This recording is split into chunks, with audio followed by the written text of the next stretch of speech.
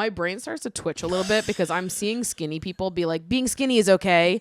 But it's like to other skinny people, they're not considered skinny. Yeah. I don't get it. I don't fucking get it. All that shit is weird to me because I'm like, there's nothing, I don't know. As a fat person, seeing skinny people be like, it's okay to have a body. I'm like, okay, yeah, you're skinny.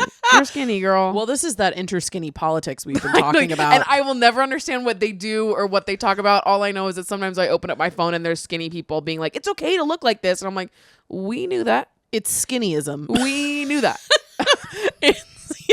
It's like, and when I sit down, I have a roll on my stomach. And it's like, okay, no, right. Fight the good fight, girl. Yeah. Dude, where are you? Pick up your phone.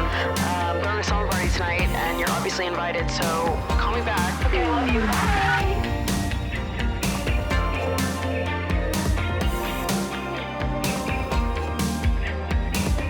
What's up, you guys, and welcome back to Emotionally Online, the weekly summer party for heart-to-hearts and hot gossip, hosted by yours truly, the one and only Maddie Drossbeck, co-hosted this week, back again, my Pumpcast co-host, it's Meg Ruoko. You're a co-host, Meg. That was good. Thank you. You had that one ready in the chamber. I was thinking chamber of... Secrets. Whoa, that's crazy. Not that I'm like a Harry Potter stan. Don't get it twisted. Sorry. No. Fuck. Shit. Fuck. Well, we've had quite an eventful week. We have. It's like I'm still recovering from Friday. Well, and can I just say, the way that we chose to recover from Friday, I feel actually made my condition worse. It would have. We made the wrong choice. Every choice that was made was wrong. Was wrong. So we went to Texas Roadhouse. Yes, on Friday. We did. So our friend Emily was turning 34, and she decided for her 34th birthday, very smartly, that she wanted to take an Escalade limo to the Texas Roadhouse in New Jersey. Right, of course. Of course. Who wouldn't want to? Well, what else are you going to do? Yeah, exactly. And everyone has to dress in a Western theme. Exactly. Critically, that for the was vibe. part of it. And we were all game. I need you to imagine a group of 15 people pulling up in a limo, super stretch limo, to a New Jersey Texas Roadhouse that's packed, by the way. Busiest restaurant I've ever seen in my life. It was like every family in Jersey was like, we're gonna go to Texas Roadhouse tonight. There was a line of people waiting for their table outside. There was like literally a crowd. We pull up to this restaurant, every family in New Jersey is like, what the fuck are these people doing? Well, and critically, like, I didn't think about the fact that we would be in the Escalade limo having a good time. Then other people could see us in the Escalade limo. Right. I didn't really think about it. And also, I guess in my mind, I was like, well, it's a Texas Roadhouse in a New Jersey strip mall parking lot. Yeah. How busy could it be? Also, tourists in New York are so funny because before we even got in the limo, some guy walked up to the whole group and was like, is anyone famous here? Yeah. Just because he saw all of us standing near the limo and he was like, it's my opportunity to meet a famous person. I have to meet somebody famous. Yeah, he asked, is anybody famous here? And then our friend Becky immediately dropped every single bottle of tequila on the ground that we had purchased for the event. Shattered. And we went, there was so much happening at once. And Meg was like trying to be polite to this guy. And you, at the end, you just go, oh, we got to go, actually. I said, we got to kind of focus on this right now.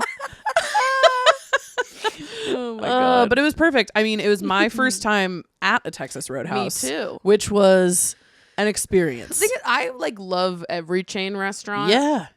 I don't know if that's just like the suburbia girl in me, but like growing up, I was, you know, a regular at a Chili's, a TGI Fridays, and Applebee's, even an Outback Steakhouse. Yeah. But I had never been to a Texas Roadhouse before. It was quite the experience. Yeah. I think next time the lesson that I've learned is only apps, no entrees. Yeah, I think that is a smart move. Also, I think I made a critical mistake. I, in my head, was like, I'm going to have a very light lunch in preparation for the monstrous dinner I'm going to have. But I actually think that made my condition worse. Yeah. Because we're drinking on the way there. So I'm like starving. Yep. Drinking this horrible, maybe a margarita. And that's like really generous of me to say. And I want to be so clear, you made the drink yourself. It was totally me. But it's like, we're just like pouring drinks into a... It was like, incredibly jugs like into a red Solo cup. high school vibes. No measuring, no nothing. Mine tasted like ass. But I'm drinking this horrible concoction on an empty stomach. And then I go to the Texas Roadhouse and eat God knows what. Yeah. Literally halfway into the appetizers, I'm like, I actually feel sick. Yeah. They brought out the appetizers. It was the most beige I'd ever seen a table look. I mean, don't get me wrong. It was delicious. Oh, it ripped. I've been thinking about the rattlesnake bites for the past those were 4 awesome. days. Yeah. They're amazing. But by the time we got to the entrees, I literally was so full. I felt evil. I took like one bite of a chicken finger and was like, I'm done. And the thing is too is that we all 15 of us felt that way. There wasn't a single person who left that restaurant being like, I had just the right amount. Right. Every single person left being like, I feel like they fried me. Right. I feel insane right Yeah. now. Like, I couldn't.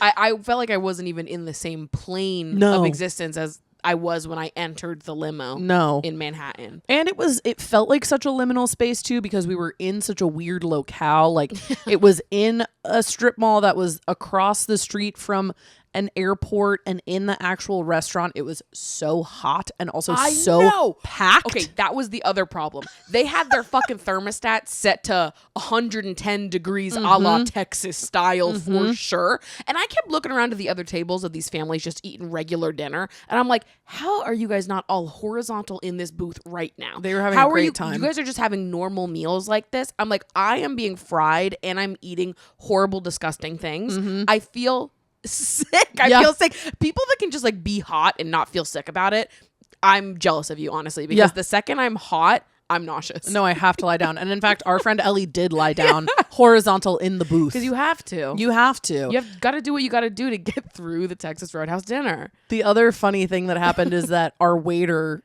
was a very handsome young man. Uh-huh. I don't think I even told you this. What? Apparently, Becky was flirting with him so hard that another waiter had to come up to her and be like, just so you know, he is 19. Oh, And Becky was my like, God. totally. Word. Thank you for letting me know. She was like, absolutely no, do not worry about oh it. my God. Yeah. Yeah. That's crazy. Right. Because we were critically like, there was a group, like a larger group, like one tape, like in one booth, and then we were in the booth next to that group in like a smaller booth. So it was like you, me, Ellie, and our other friend Laura, and then everyone else on this other booth. And like at our table, we had all kind of like acknowledged that the waiter was hot. It really didn't go beyond that. Yeah. It was just like, oh, cute waiter. Yeah, look at him. Oh, nice. Cutie serving us. All Right. Love awesome. that. I guess it was a different story over at the other table. That's so funny. So it was a perfect night. We did briefly die and come back to life, I think, Yeah, with by the Texas Roadhouse of it all. Grace of God. Yeah. But I did. So after Texas Roadhouse, when we're like in this bizarre space, we're in the limo going from Texas Roadhouse to a karaoke spot. Yep. Things are flowing in the mind. Yeah, You know? yeah. I just think like the juices start flowing when your body is in a state of like survival. That's what it felt like. Yeah. Fight or flight. Exactly. Yep. And then we get to this karaoke spot. I smoke a little bit of weed. And then the ideas that were percolating unlocked. Out to the world. Yeah. Seeping from my ears outwards. Beautiful. And I had an incredible idea that I actually feel angry that nobody else has done this because it feels so obvious. But how many times, this is my pitch. Hey, all of you listening, how many times have you been out to dinner and you or one of your friends at the end of the meal looked at each other and said, I just need to be horizontal right now? A bunch of times. So many times. I'm your audience. Imagine if you could be. Welcome my new restaurant. The restaurant where we give you food and the seats we have you in are recliners. So when you're done with your meal, you can just recline all the way back into your horizontal state while still hanging out with everybody else at your table. 4 recliners face. Why has nobody done this? Recliners, yeah. We all want to be horizontal after we eat. Let me. Let them. Let me be horizontal after I eat. And I get, then it's like, okay, well, we can't have people sleeping at the restaurant. That's okay. Totally. We can have something crazy about this restaurant, like the Rainforest Cafe. So it's like on a timer every 20 minutes, there's like something really loud that happens so that people can't sleep here. And it has the same appeal and draw of a Rainforest Cafe. I'm cooking. And I like had this realization at karaoke, and I was like gobsmacked that nobody has done this. It's brilliant. I need you to know, I think you're one of the most brilliant people I've ever met in my entire life. I think your mind is a beautiful thing, and what I would give just to spend a day in it. Listen, this idea. Don't say, Meg, it's awesome. This idea is bad. Meg! No, it's not. It's not bad. Listen, You're telling me you don't want to be in a recliner at a restaurant. I don't think so. Okay, question number 2. You don't like the Rainforest Cafe. I actually was quite scared of it when I was young because I was scared of gorillas. See, this is going on the Born This Way list for things I hate about Meg. Fuck, that list is getting longer and longer 1 by the and second. 2. Meg does not know the lyrics to Born This Way. Hate. Meg does not like the Rainforest Cafe. Double hate. Okay, I didn't say I didn't like the Rainforest Cafe. I said that it scared me. Trepidatious about the Rainforest Cafe. I have my I have my, whatever hesitations about the Rainforest Cafe. That's lying okay. down in a recliner and then every 20 minutes something loud happens. I would love it. Here's what I'll also say about this. I think what you're pitching is going to Alamo Drafthouse, but there are no movies. Yeah. Well, yes. Well, yes. Well, yes. Which is a nice experience. I guess, yeah, if I'm like in a dark room in a recliner eating by myself. Imagine you were all facing each other. And like talking? Yeah. 4 recliners all sitting there talking to each other. Awesome stuff, you guys. And nobody's done it. Well, it's time for you to blaze this trail, mama. Well, I don't want to. Prove me wrong. I don't want to, though. I want to sell this idea to someone else. Oh, okay. And then I want to go there. Okay. Cheesecake Factory, consider it. Would you go on Shark Tank to sell it? My problem is I don't know that I could pitch this without laughing. But I do mean it that I would go and I would enjoy it. Yeah.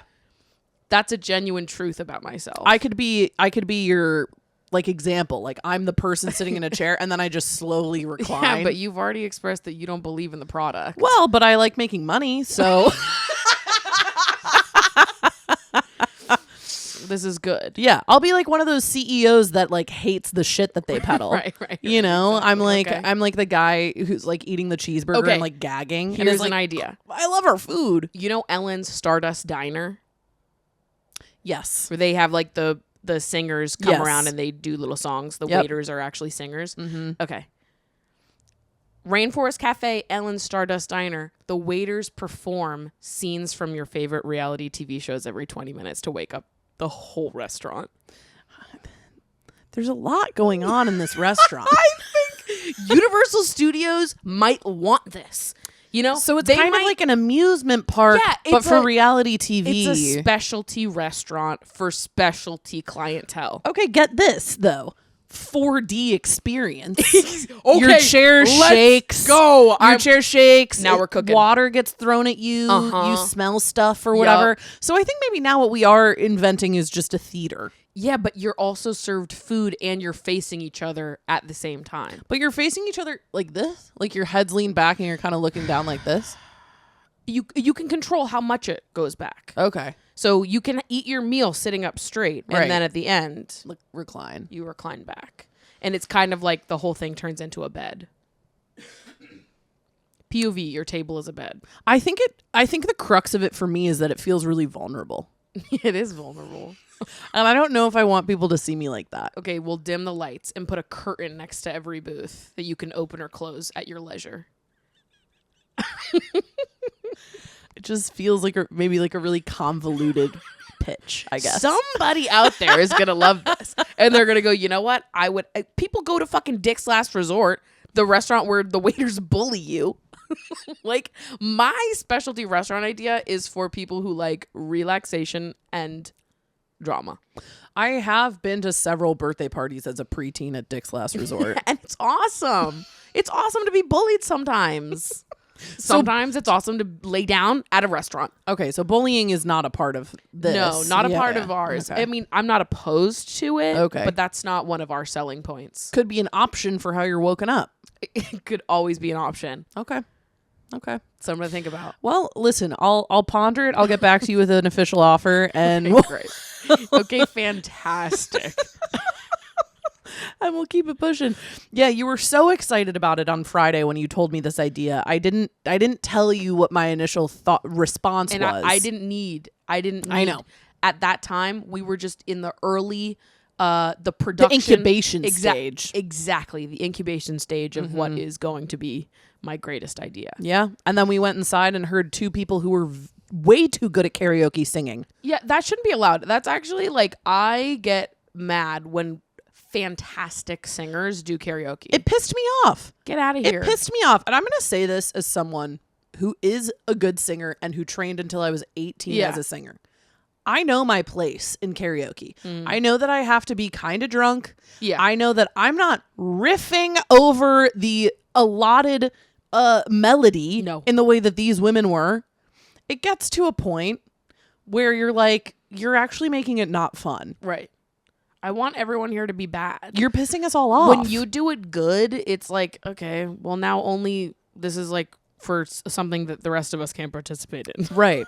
And it was very clearly like two friends who had come to do that. Listen, and I get it. Every musical theater kid's in the comments being like, oh, but I love karaoke. Right. And I understand. Okay. I get it. I totally understand. Yeah. I feel like I'm, what I would say is, how good at singing I am is about as good as you're allowed to be at karaoke. Totally. I think I am like a decent singer. Yeah. A mid-tier. Yeah. I couldn't do it professionally. No. Yeah. But I can sing. I can hold a tune. Yeah. I did theater growing up. Like, I'm a decent singer. That is as good as you should be at karaoke. Yes. If you are like, could be on Broadway tomorrow, just go be on Broadway.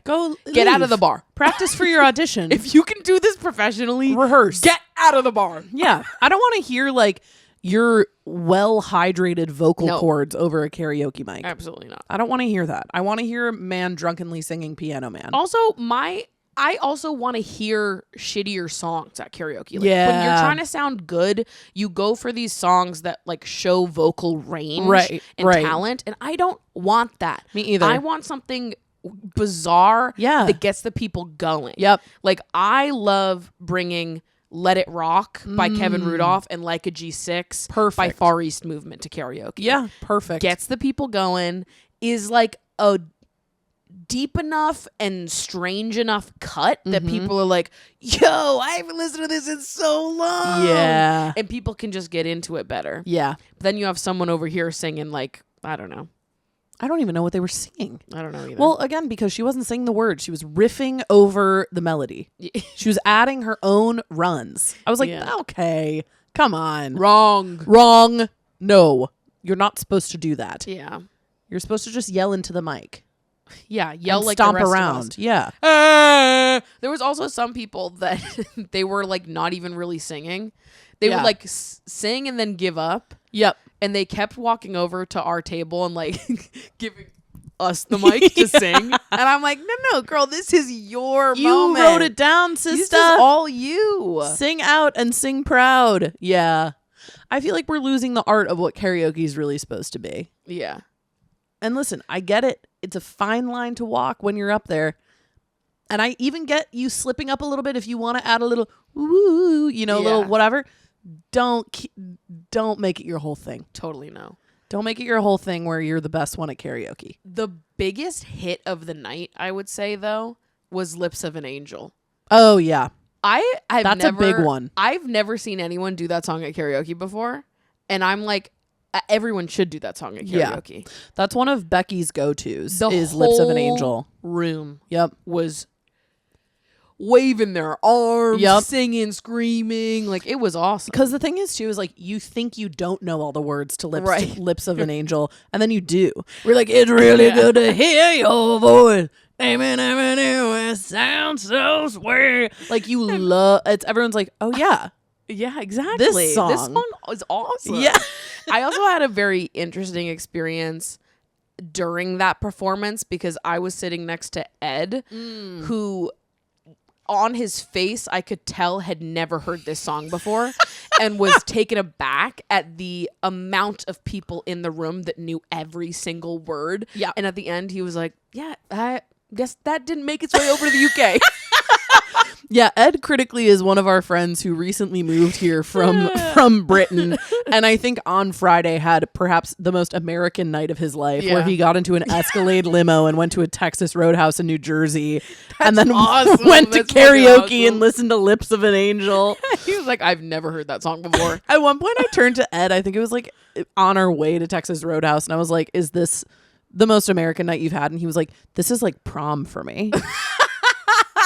He was like, "This is like what I've heard about I've seen this in movies. Like I've never done stuff like this." Also, another reflection I had on the limo was just that for a car that looks so big on the outside, strikingly small on the so inside. small. My legs, Yeah. specifically my like knees and calves. Oh yeah. hurt so bad. Yes.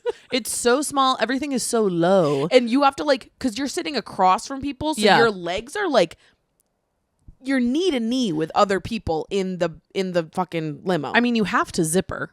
yeah. You got to zipper your No. legs, otherwise you're plumb out And of it's luck. low, so Yeah. it's like you can't even move. You're like, you had to crawl out and into the limo. Yep. But it was a perfect night. It was I wouldn't change a goddamn Wouldn't thing. change a thing. Not even one singular thing. Yep.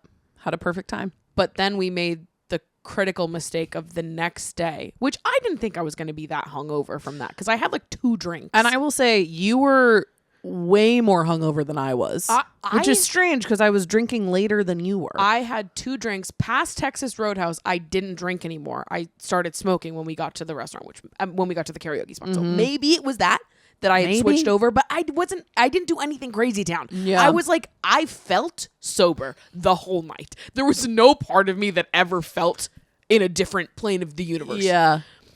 Day after, we decide we're going to go bop around to some vintage furniture stores. Yes. In the Greenpoint, Williamsburg area. Yep. Clearly none of us checked the weather because No. it was raining the Yes. whole day. Yes. I didn't bring an umbrella. Nope. So POV, imagine us walking around, wet dogs, hungover. And then we're like, oh, okay, I'm kind of hungry. So we're like, okay, let's go. Bernie's opens up in 30 minutes. Yeah. Let's just go wait in line and go to Bernie's. Yeah. 'Cause they don't do reservations. It's hard to get a table there and their food is so fucking good. Yeah. So pouring rain while we're just like sitting waiting in this line. I'm like, I feel crazy, actually fucking crazy. And I like my hangover was getting worse throughout the day. Yeah. We had an awesome meal at Bernie's, Bernie's was so good, but then immediately afterwards I was like, yeah, I gotta go home.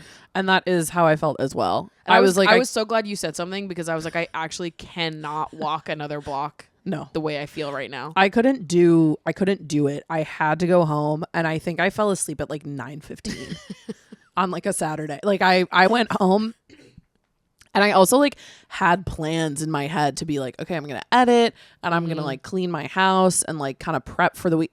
Did not happen at all. None of the Instead, sort. I watched 8 straight episodes of Hacks, and then I went to bed at 9:15. Yeah. And I was like, that's it. That's all I can muster. Yeah, no, Jordan and I came back here. We sat on my couch under this Lola blanket. The 2 of us just Yep. snuggled up and we played Tamagotchi Life together. Yeah. And that was it. Yep. That's all we could do. I took 3 Tums and 2 Advils and drank a Diet Coke. and hoped for the best. I feel like my body has been recovering from this weekend, just like physically and like nutritionally. Also, Yeah. I'm usually not really, I can kind of hack it any meal for any amount of time, whatever. But literally like today, I was like, I need to eat a giant green salad. Yeah, I know. The Texas Roadhouse will have you feeling like that. Yeah. You're like, I need a broccoli. I need like fiber. I'm like, pushing stuff through my body. Do you know how fucked up I have to be like, I need a broccoli? Literally. I like fundamentally resent people who do shit like that, where it's like, ugh, full meal, only salads for the next couple days. Do you know how crazy I have to feel to get to that point myself? Totally. Completely, I agree. Where today I was chopping up like like cabbage and like shallots and shit, being like, God, this green is gonna feel so good in my body. Yeah. Insane. That's what happens when you eat rattlesnake bites. God, I have been thinking about those rattlesnake bites for so long. I need to go back, if only for the rattlesnake Just bites. for that, I do think like if I were to go back, I would get the rattlesnake bites, the bloomin' onion, and the fried pickles and a margarita. Mm-hmm. And that's it. Yeah. No entrees. No entrees. Just, or if you do get an entree, you have to share it. you have to share an Like, there's entree. no reason for everyone to get their own entree. I was like, this is the most amount. I'm gobsmacked, absolutely gobsmacked by this amount of food. Yeah. It was a lot. It was shocking. And the margaritas, every single margarita came in like a fishbowl. Yeah, the outside was completely sticky. So sticky. It was again, like I remember in college going to a specific bar where it was like, oh, Wanda's always has fish bowls on Fridays. And it was like, you're crazy if you're getting a fish bowl. Every single glass at Texas Roadhouse just was that. Yeah. One individual's glass just massive. was a massive bowl Well, of alcohol and sticky. what are you going to do? What are you going to do? And I had an awesome time.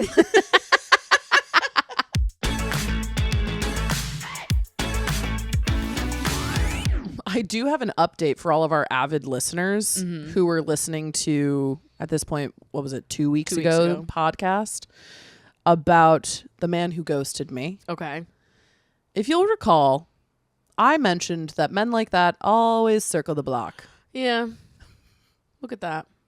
Look at that. No mystery. Proven right once again. You guys are so predictable, okay? We've got your name and number and home address and mom and dad's place of work. Yeah. That's how we can see you, just look into your eyes and we get all of that information. We know. That's what it's like being a woman. And you're going to be like, oh my God, how do you know me so well? And it's like, you are literally an open book. And you I always saw have it been. on your face. I knew. You're screaming it at me I with your knew eyes. From the start that is how this was going to go. And sure enough, this man who texted me to make plans and then in fact ghosted me for an entire weekend over the course of the weekend, where he said he would call or text or whatever, took 5 days to follow up. And the text was, hey, something came up at work. Sorry. Okay, well, hope work continues to be awesome because that's all that's going to be on your schedule. Sorry. He goes, sorry, and also I'm off tomorrow. Indicating like, hey, so tomorrow, by the way. I can't. I don't like when people act like they're the only one that has a schedule or plans and that other people are just sort of waiting to be like, I was waiting for you to text me to see if you'd make plans. I cleared my whole schedule just on the off chance that you might have nothing to do tomorrow. Like, Oh, I have plans, but don't worry, I'll push them for I'll you. cancel them all. Anything for you. Anything for you, dreamboat. What are we doing? Nar. What are we doing? It was so crazy because I literally was like, I got the text and I was like, how do I even feel about this? Like, I had to like fully sleep on it because I was just like, what do I even say to this person that I fundamentally don't really have a relationship with in any capacity, like in any regard, who also has just been rude. Yeah. Rude, inconsiderate, inconsistent. Yeah. So I sent back, because I was kind of going back and forth with my friends, like, you know, should I leave this door sort of open? I don't know. Like, it was a casual thing in the first place, but ultimately I got to the point where I was like, casual can still be respectful. 100%. And it should be. Yeah. And this has never been that. Yeah. And so I texted back and I was like, hey, I get that something came up with you at work, but you completely blew me off. So I think we're good here. Yeah. Best of luck. Totally. Best of luck, brother. See you never. Goodbye. Mwah. I'll see you later. I was just like, this doesn't need to be. And this is the thing. I think when I was younger, I was so, I was always so anxious about situations like this and dynamics like this. Like, I was always so afraid that if I said how I actually felt or whatever, that like it would cause like irreparable damage to like him and me and whatever. And the older I've gotten, the more I have, well, one, I think just come to terms with like, and come to peace with like being on my own. Yeah. I think that has been a huge thing. I think a lot of it when I was younger was just like seeking out validation from people, which I don't feel the need to get from others and especially men anymore. But another big part of it too is there's always just some other guy. Yeah. There's always just another guy who's like around. Totally. You know what I mean? Who's just like easier to... Why make yourself miserable for one person when another person who is not going to make you miserable is simply right around the corner? Riddle me that. Like, I really do believe in like the whole idea of removing anything from your life to clear up space for something new to come in. Completely. I just believe in that whole thing. Yeah. The second you take someone that's not serving you or vibing with you in some way out, you just open up the room for someone else that is way better suited to come in. Or something else. Yeah. I can't prove this, obviously, in a court of law, but the morning that I sent that text is also the same morning that I got a full-time job offer. Yeah. Right. I totally buy into all of that. I'm a little bit like, my little reward. Yeah, exactly. for not sleeping with this man again. Yeah. No, it genuinely, it's like, I don't know. There was something that was in my brain when I was younger where I was like, oh, if I can't make it work with this person, even in a casual sense, like, I just don't know if this is going to happen again for a while and who knows and blah, blah, blah. And now I'm just like, no, there literally is just always some other dude. Yeah. I'm like, who even gives a shit anymore? Who cares? If it's not fun. Like, so often lately, I'm like, literally, who freaking cares? Every time anybody complains about a man, I'm like, get rid of it. No, right. Leave it. Who cares? Like, we gotta just be done. Well, especially if it's a casual dynamic. Totally. If it's casual and you're not having fun, then there is literally no point Completely. in participating in that at all. Yeah.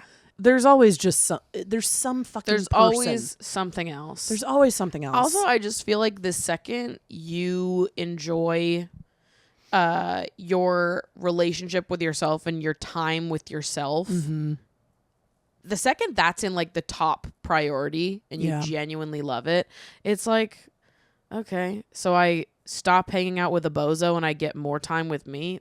Okay, awesome.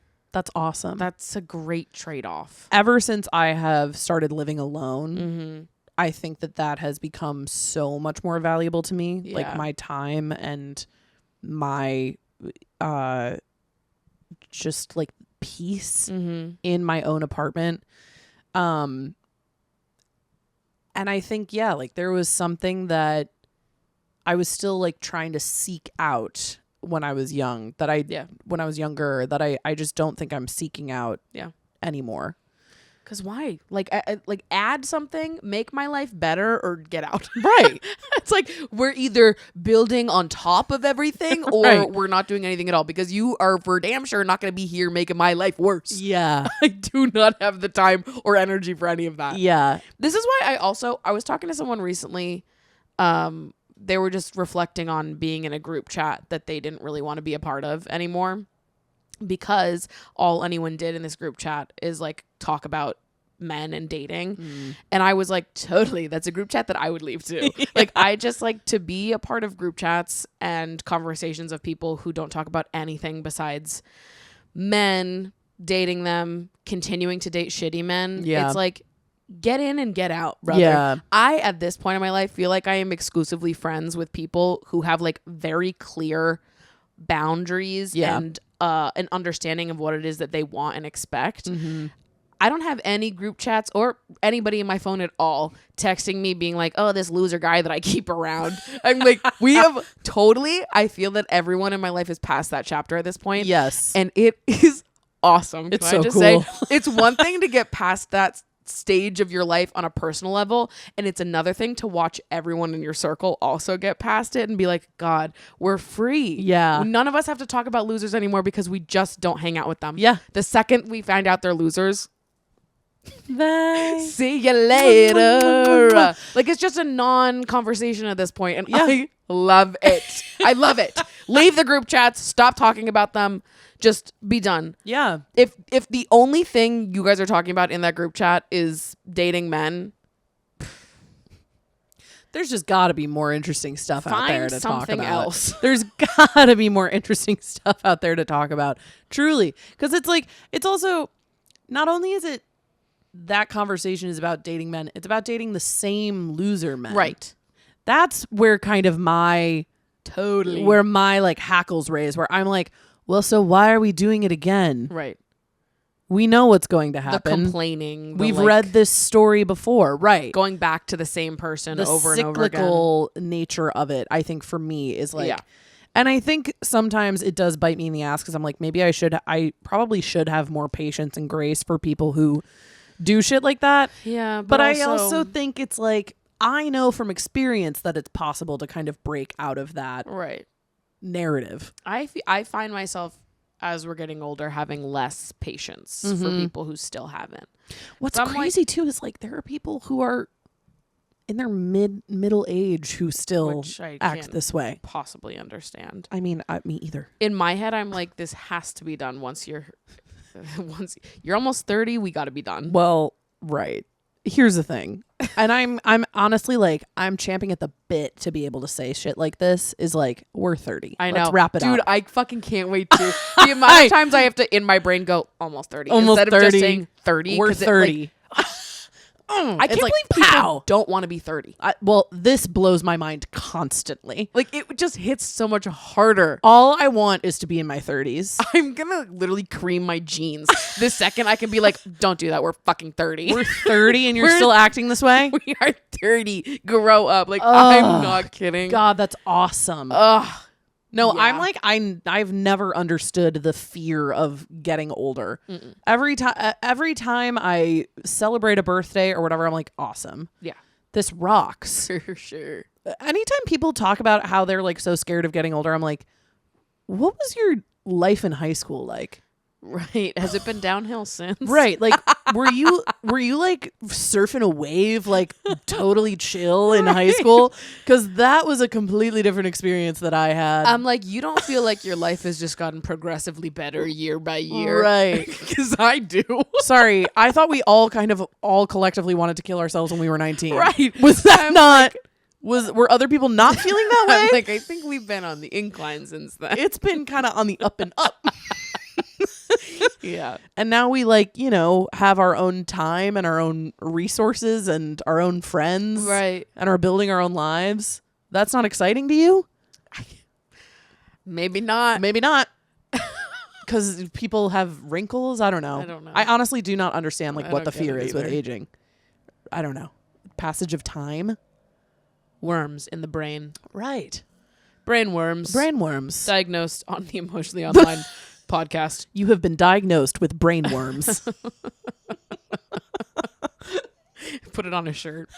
It's like a doctor's prescription pad. Oh, I love that. Diagnosed with brain worms at the Emotionally Online clinic for people afraid of being 30. Well, that would be a large clinic with a large population. Yeah, apparently. Apparently.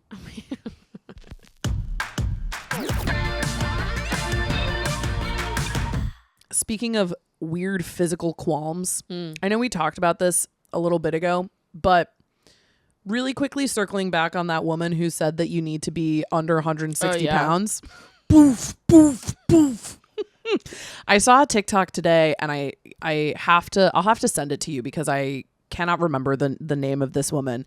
But this woman made a really good point. She went on TikTok and she was like, I just went over to the white side of Twitter and the white girls or she said, I just went over to the white side of TikTok and the white girls are beefing with this one lady who said that you that you have to be under 160 pounds.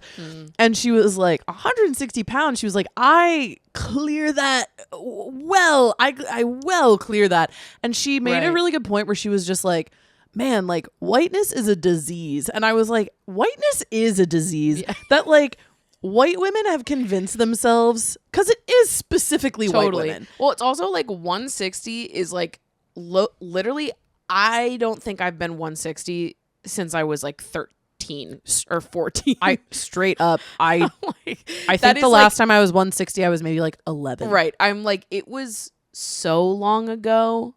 It's like, that's a very small number to a lot of the population. So small. If I was 160, I would consider myself to be like malnourished. Totally. You know what I mean? There's no universe where I would be 160. No. I don't think there's any universe where I'm under 200. I actually, to me, no.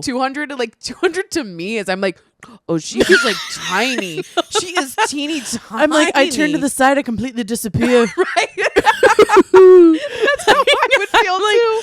I'm like, I just don't think. I don't think that that's what needs to happen not, here ever. That's not my journey. That's not me, mama. That's not my journey. I'll see you guys later. That's not my story, girl.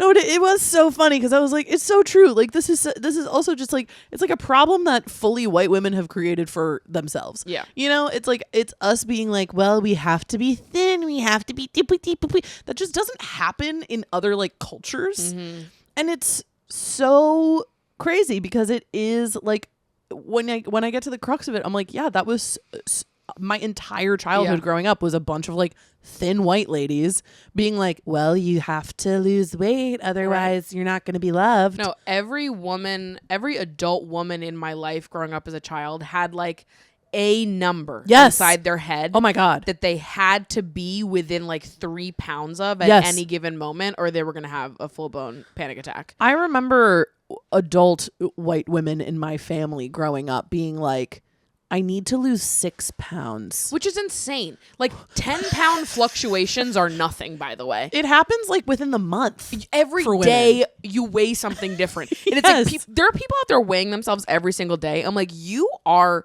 giving yourself body image issues. Yes. You are opting into that for whatever reason. Yes. Your weight changes every single day. That is what it is. That is life. There is not one number that you are forever. And every time you weigh yourself, you're like, I have to lose weight now. Your weight changes daily. Right. It's so insane because fully when I was experiencing disorder, like I fully would weigh myself every single day. Yeah. And it was like, it was by the decimal point where I was like, oh my God, I have to go harder. 0.2. Oh God. Fuck. 0.2 up today. I'm like, who cares? Who gives a fuck? Who gives a fuck? I worry about other things. You've got so much brain space up in there. Imagine all that you could achieve. Yeah. And it's so crazy too, because it's like, not only is brain space taken up by like women who think like this, it's like their brain space is taken up by how much they weigh, and it's taken up by how much other people weigh too. Right. Why the fuck do you care? Why does it matter? More than 160? Something that I have been doing for so many years. So long. We can't even go back in the archives. I can't even tell you. No. When the exact day I stopped being 160 was. Could not even reference it if I tried. No, but I will still have, again, it's like I will have older women in my life come to me today, and be like, have you lost weight? You look amazing. I'm like, are you monitoring me? Right. Are you surveilling me? I've never understood that. Like, I don't look at people like that. Well, this is my thing, is I'm like, how can you tell? How can you possibly tell? I cannot tell. I can't tell either. I cannot I'm always tell. like, sorry, I don't know what the fuck you guys are talking about. I don't know. I don't know what people the incremental changes are happening in people's bodies on a day-to-day it's so funny basis. where someone's like, yeah, I lost a little bit of weight, and what they mean by that is 10 pounds. And I'm like, okay, so you look exactly the fucking same. You look the same. Everyone relax challenge. Who gives a shit? I just like don't understand that. I don't understand it. I've got to lose 5 more pounds. These 5 pounds just won't shake. You're existing in a prison of your own making. I can't emphasize this enough. These 5 pounds just won't shake.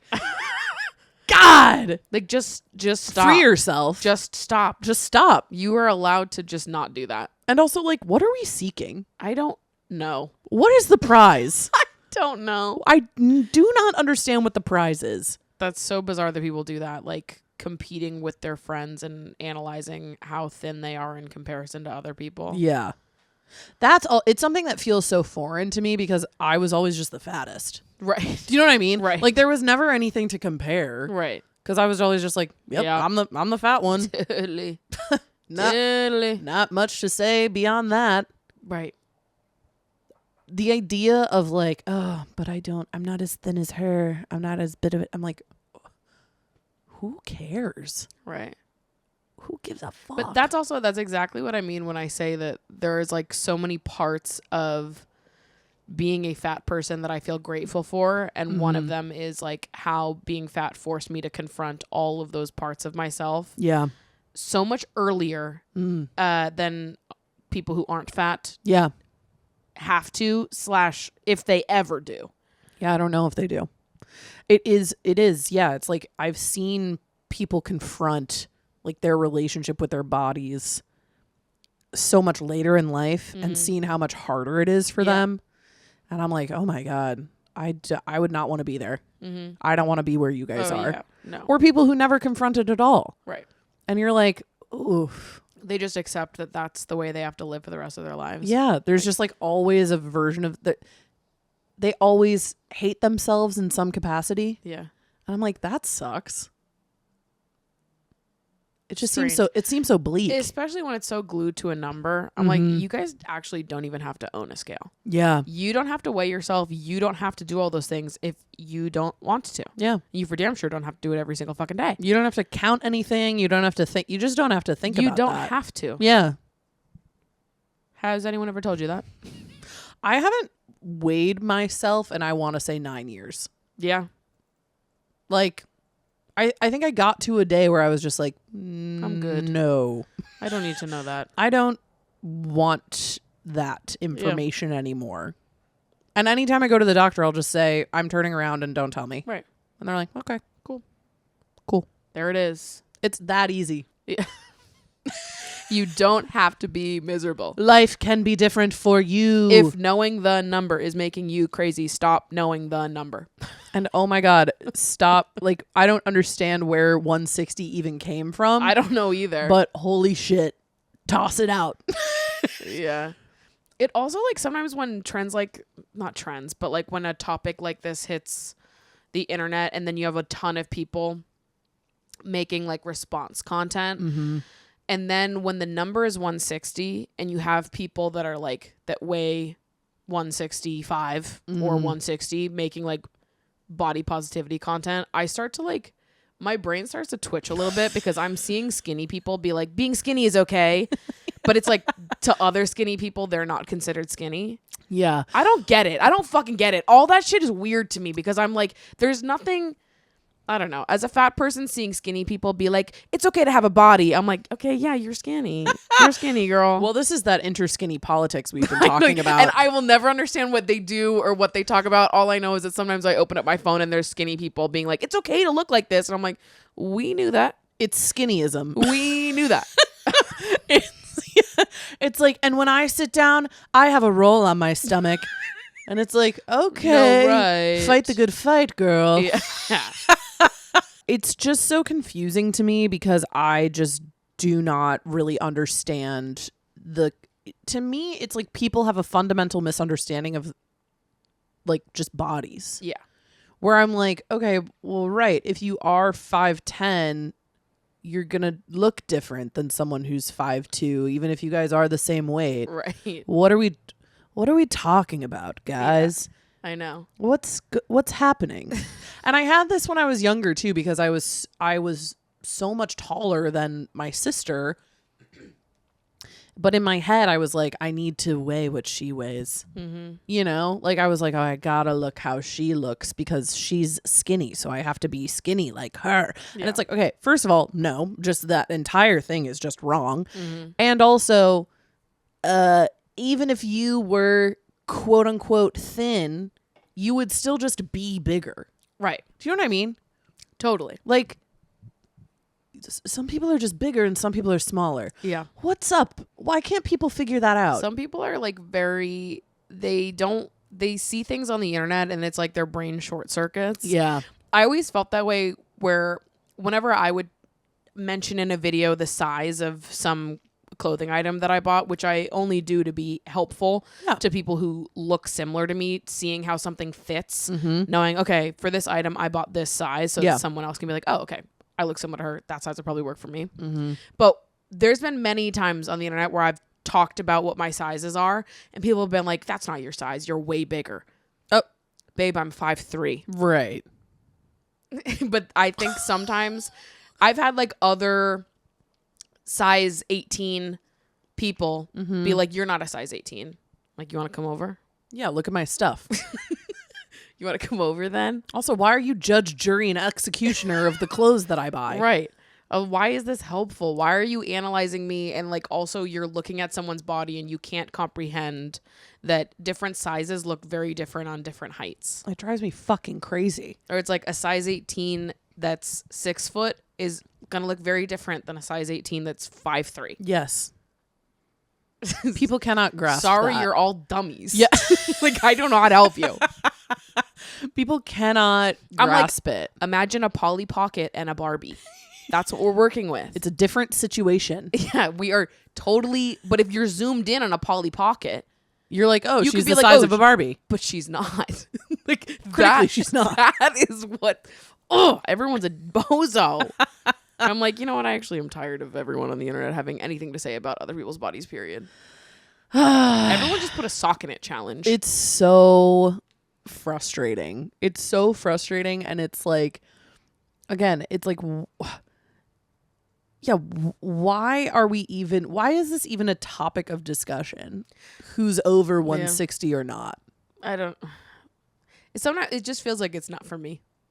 Yeah. It's like, sometimes I'm like, actually, I'm at a fatness tier that's beyond whatever conversation you guys are having right now. Right. You're debating people over 160 if they should how what they need to act like. Like, if you think I should be shot dead, then you know what it like, feels. I you know what it feels like sometimes. It's like it kind of feels similarly to me, like when brunettes and blonde women get into big fights. Where it's like, you don't even know how hard it is to be a brunette lady. And it's like, you don't even know what stereotypes are put on me as a blonde woman. And it's like, whoa. Okay. I don't know what the hell you guys are talking about. You guys are all part of a community that I've never been a part of. Yeah, me neither. So I'm just going to kind of let you rock yeah. that one out over there. Have at it, sister. You don't need me for this one, girls. Wait, I have a niche question for you that just crossed my brain. Whoa, yeah, ask it. What was it like having red hair during the Gingers Don't Have Souls YouTube epidemic in like 2008, 2009? Thank you. No one has ever asked me this question. I'm glad that I'm like, finally. That was such. I have a platform. That was such. You had to be there on YouTube.com in those years. You had to be there for the South Park era. Yeah. I remember at my school, it was like, yeah, anybody with red hair was getting bullied. Oh, for sure. At that time. It's tough to say whether like my general level of bullying increased or didn't. Do you know what I mean? Totally. Hard to gauge, really. It's kind of hard to gauge. I was already like fat and tall. Right. So already things What's were not. One more? Were not really. Also, I was named Meg, which was like also during the Family Guy era. Oh my God. So it was just. I'm like imagining that picture of the soldier with his arms out and taking all the bullets, protecting everyone else. That's like what you were doing in middle school. Don't worry. None of the rest of you have to get bullied. This. I'll take it. I got this one. It's hard. Yeah, it's hard to say. And I think I mean, again, in my mind, I was like generally affable enough that I think people weren't super hurtful like to my face. I'm sure they were saying shit behind my back because everybody does that to everybody. Totally. But yeah, I mean, during the like gingers don't have a soul thing, here's the thing. Not in like I don't find this funny because it hurts my feelings. I genuinely like just didn't understand what the joke was. It wasn't funny. It wasn't funny. Just period. It wasn't funny. I didn't find it funny or interesting in the way that I typically find jokes that I like funny or interesting. Right. So whenever people would try to bring that type of humor to me, number one, it was always people who were less funny than I was. Right. And it was always just like boys who I was smarter than. Right. Because, I mean, when you have to boil it down to like humor that's basically just making fun of someone's looks and nothing else, it's like, well, you're just not that, you're not smart enough to make a better joke. Is what it comes down to. I really wasn't. I think if I had been like tickled by it in some capacity, yeah, I might have like entertained it more or had like a stronger reaction to it or something. Make a better joke. Yeah, but I think I genuinely was just like very I was very blasé when people would bring me the gingers have no soul joke. I think it's hard to bully a kid who's funnier than you. Yeah, totally. I think that's hard. And I think that's actually what a lot of people found when they tried to bully me when I was younger is that I would often yes and them. Yeah. What now? And now we're doing improv. Yeah. And then they kind of leave laughing and they'd be like, wait, what the fuck was that? like I didn't, and I don't think I did that. I think I fully did that with like complete intent of just self-preservation. Right. Like it wasn't coming from a place of like, I love this guy. I want to get along with him because he's bullying me. I was like, oh no, I'm just going to kind of riff because I want to make your joke funnier. Yeah.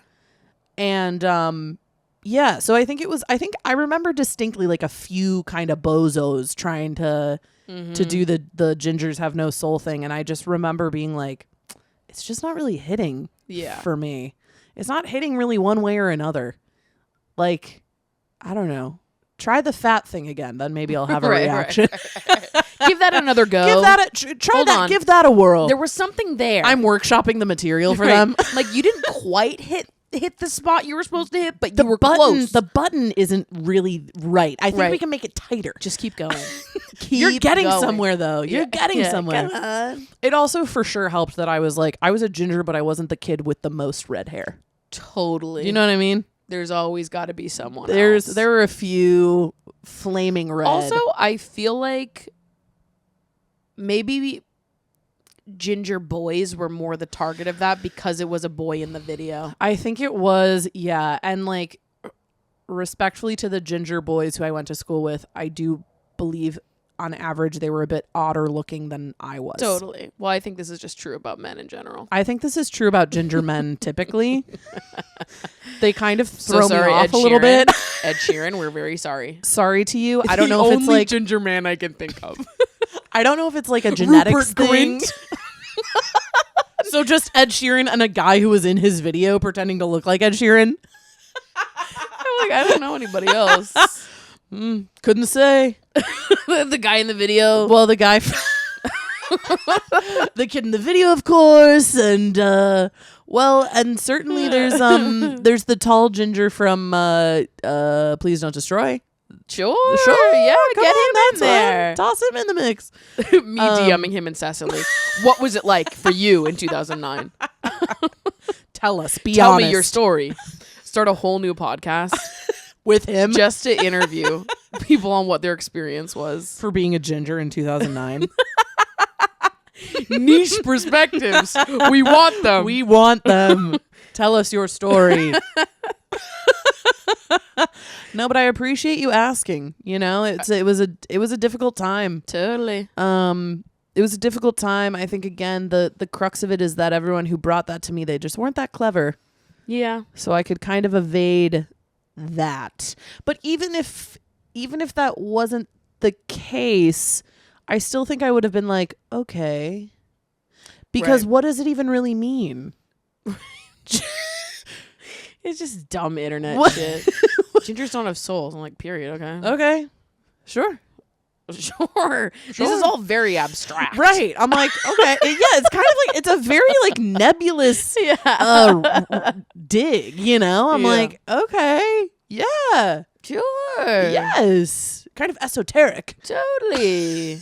It's a thought problem. Yeah. Yeah, but I appreciate it. I appreciate you asking. Beautiful things happening in 2009. I feel heard. I feel seen.